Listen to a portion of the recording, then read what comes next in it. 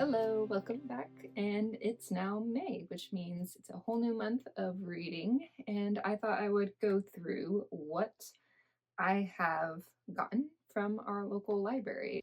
I like to think of this as an anti-haul video, although it is technically still a haul since I got multiple things in.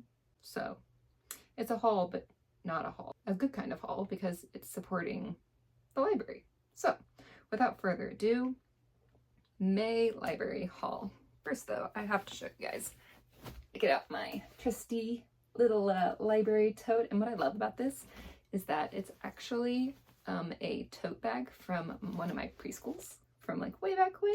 It's so cute. My preschool is called the Sunshine Company. It was at our local YMCA. I think it's really important to use what you have, and I love that my parents kept this. And it's really sturdy and good quality, which I think is really hard to come by nowadays with tote bags. So without further ado, let's go. Now, some of these books I have actually read already, but since I did get them for May, I thought it was appropriate to include them in this May library book haul. All right, first we have the Hedge of Foxhall.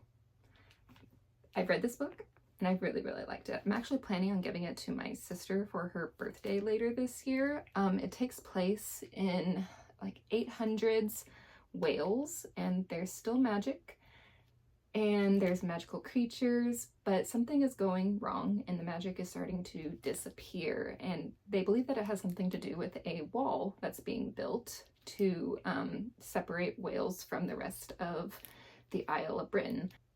It follows the story of two princes who are tasked by their father, the king, to get rid of this wall. And one of the princes ends up enlisting the help of a witch to see whether or not they can save magic. Next book is also a book that I have already read, and it was a little outside of what I would usually get.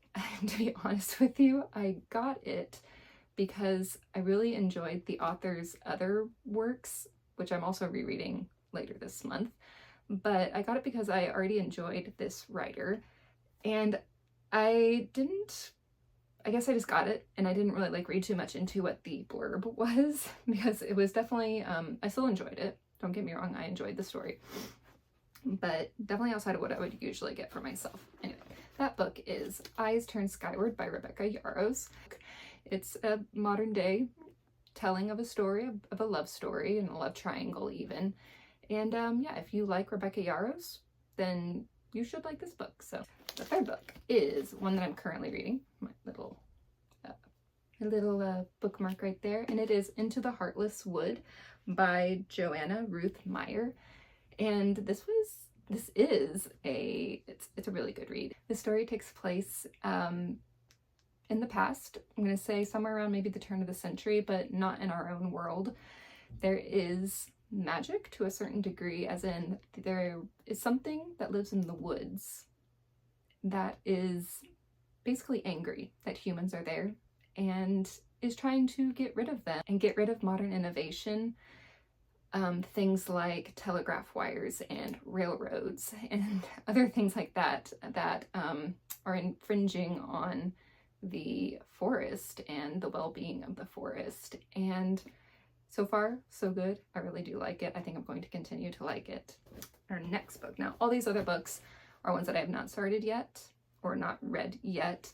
And a couple of them actually are going to be rereads for me because I'm trying to reread series that I enjoyed, but read the books closer together. So the first one is, and I don't have it anymore, I've already returned it to the library. So the first one is The Paper Magician by Charlie N. Holmberg. I got back into Charlie N. Holmberg last month in April, and it just reminded me how much I really do enjoy her writing. And The Paper Magician is a part of a series, a 4-book series, I believe.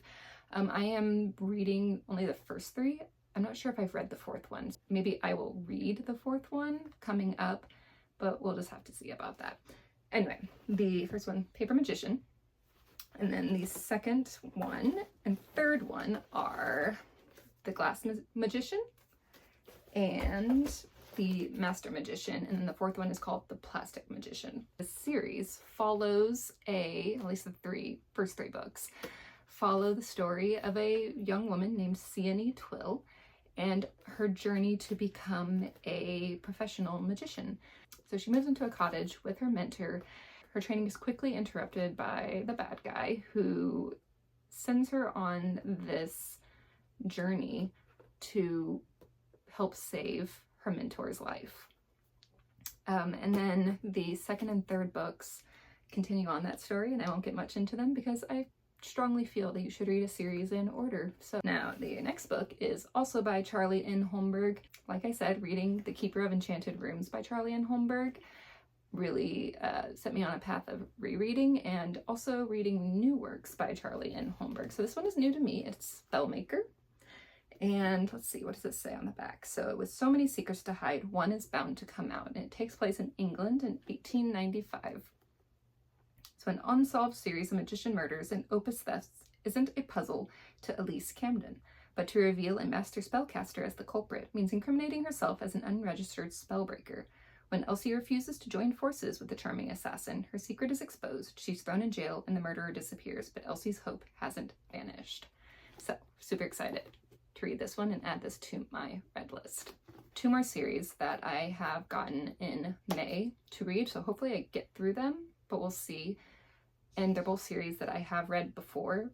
The first series begins with Fourth Wing by Rebecca Yarros, and it's number 2, which there's only 2 books out as of right now, which is Iron Flame. I've read those. Actually, I devoured those books earlier this year, so maybe January or February. And yet again, it's one of those things, my bad habit in the past, that I will get a first book in a series, maybe not even realize that it is a first book in a series, and then absolutely love it, and then have to sit there and wait on my library to get the next books in the series. So that time frame, that time gap, you start reading other things, you forget little details and tidbits that happen, and yeah, so I'm rereading those 2 back to back, so that I can really get the full experience of the series as it is. So the last series is Flesh and Fire series by Jennifer L. Armentrout. And the first book is Shadow in the Ember. The second book is A Light in the Flame.